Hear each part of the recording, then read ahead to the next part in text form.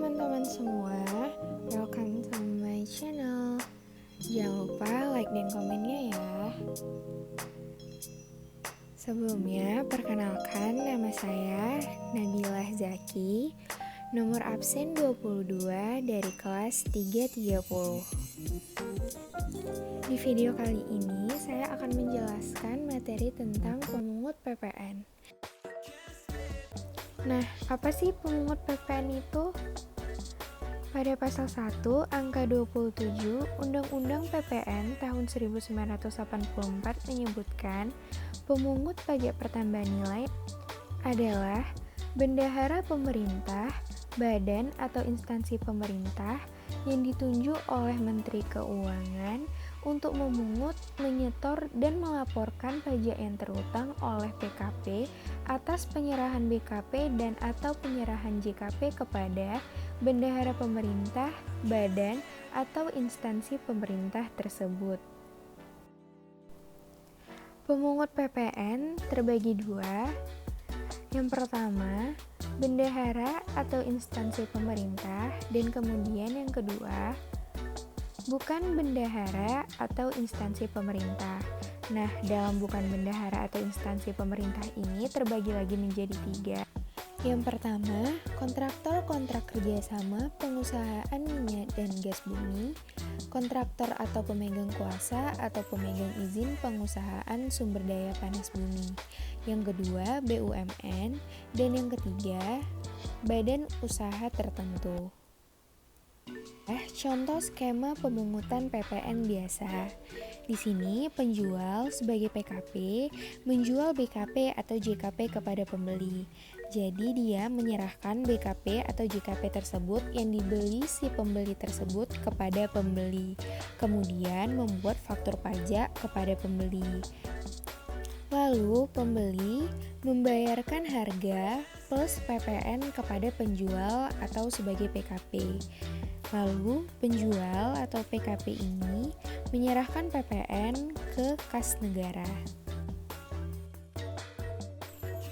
Ini adalah contoh skema khusus pemungutan PPN oleh pemungut PPN, pasal 16A Undang-Undang PPN tahun 1984. Di sini penjual sebagai PKP menyerahkan BKP atau JKP kepada pembeli. Kemudian membuat faktur pajak kepada pembeli. Kemudian pembeli membayarkan harga kepada PKP. Di sini pembeli sebagai pemungut PPN, maka pembeli yang berhak menyerahkan PPN ke kas negara.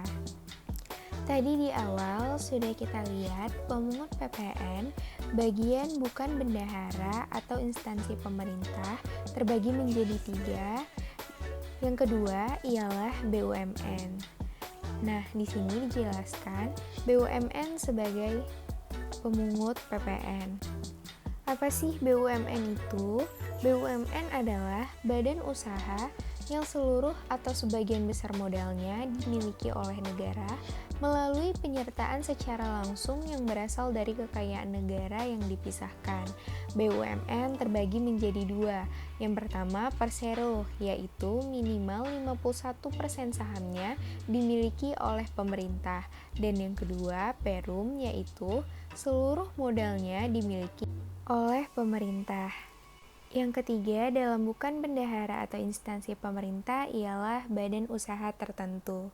Nah, dalam badan usaha tertentu ini dibagi menjadi tiga.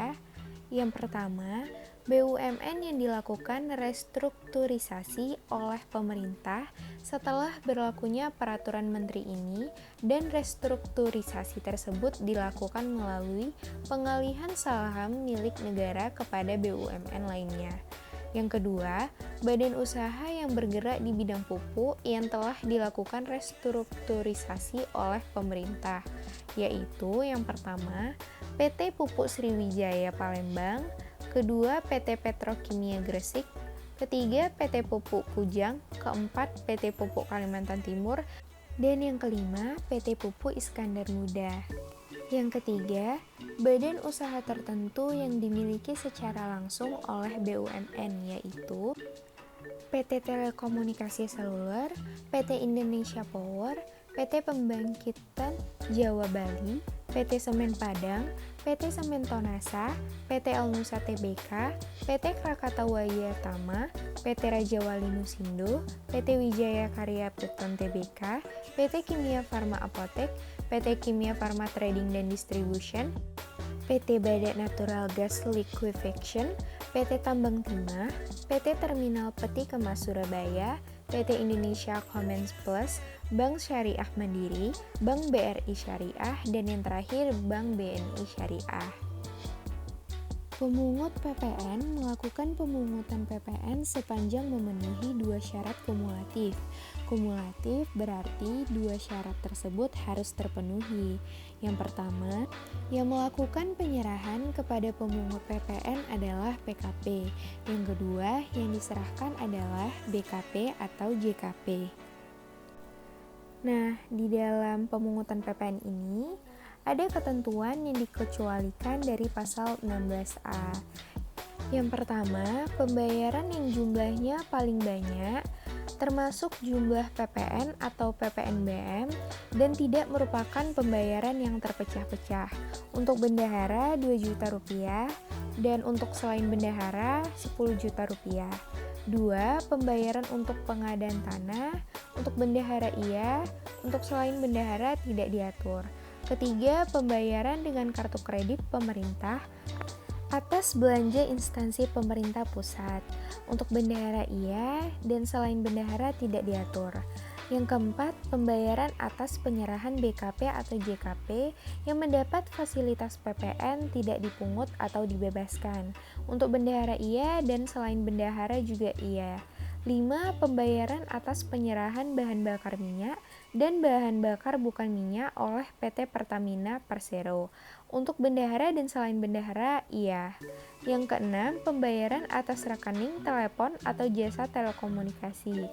Untuk bendahara iya dan selain bendahara, iya. Ketujuh, pembayaran atas jasa angkutan udara yang diserahkan oleh perusahaan penerbangan. Untuk bendahara dan selain bendahara, iya. Yang ke-8, pembayaran lainnya untuk penyerahan BKP atau JKP yang tidak dikenai PPN dan atau PPNBM. Untuk bendahara iya dan selain bendahara juga iya. Jatuh tempo penyetoran PPN oleh pemungut PPN. Instansi pemerintah pusat dan instansi pemerintah daerah wajib menyetorkan PPN atau PPN dan PPNBM yang telah dipotong dan atau dipungut. A. Paling lama 7 hari setelah tanggal pelaksanaan pembayaran dengan mekanisme uang persediaan. Yang B. Pada hari yang sama dengan pelaksanaan pembayaran dengan mekanisme langsung. Instansi pemerintah desa wajib menyetorkan PPN atau PPN dan PPNBM yang telah dipotong dan atau dipungut paling lama tanggal 10 bulan berikutnya setelah pelaksanaan pembayaran. PPN atau PPN dan PPNBM yang pemungutnya dilakukan oleh pemungut PPN selain bendahara pemerintah harus disetor paling lama tanggal 15 bulan berikutnya setelah masa pajak berakhir. Nah, ini untuk mengingat kembali kode dan nomor seri faktur pajak. Ada kode transaksi, kode status, 0 ialah normal dan 1 ialah pengganti. Kemudian ada tahun pembuatan, ada nomor urut dan nomor seri faktur pajak. Untuk kode 01 ialah penyerahan kepada selain pemungut PPN. 02 penyerahan kepada pemungut PPN bendahara pemerintah yang PPN-nya dipungut oleh pemungut PPN. 03 penyerahan kepada pemungut PPN lainnya yang PPN-nya dipungut oleh pemungut PPN. 04 penyerahan dengan nilai lain sebagai DPP selain kepada pemungut PPN. 05 tidak digunakan. 06 penyerahan lainnya yang PPN-nya dipungut oleh PKP yang melakukan penyerahan BKP atau JKP dengan tarif selain 10% atau penyerahan hasil tembakau di dalam negeri atau impor dan kepada orang pribadi pemegang paspor luar negeri selain kepada pemungut PPN. 07. Penyerahan dengan PPN tidak dipungut termasuk kepada pemungut PPN. 08. Penyerahan dengan PPN dibebaskan termasuk kepada pemungut PPN. 09. Penyerahan aktiva pasal 16D selain kepada pemungut PPN. Ini adalah contoh penggunaan kode faktur pajak. Yang pertama, untuk kode faktur pajak 01, skemanya ialah di sini PKP menyerahkan BKP kepada PT Sehat, yaitu selain pemungut PPN. Kemudian PT Sehat membayarkan harga plus PPN-nya kepada PKP, dan PKP berkewajiban menyetorkan PPN ke kas negara. Karena untuk 01, kode FP-nya ialah penyerahan kepada selain pemungut PPN. Kemudian untuk skema kode faktur pajak 02, yaitu PKP menyerahkan BKP kepada Bendahara SMP Negeri 1 Medan, yang dimana ialah pemungut PPN. Kemudian Bendahara membayarkan harga kepada PKP dan menyetorkan PPN ke kas negara.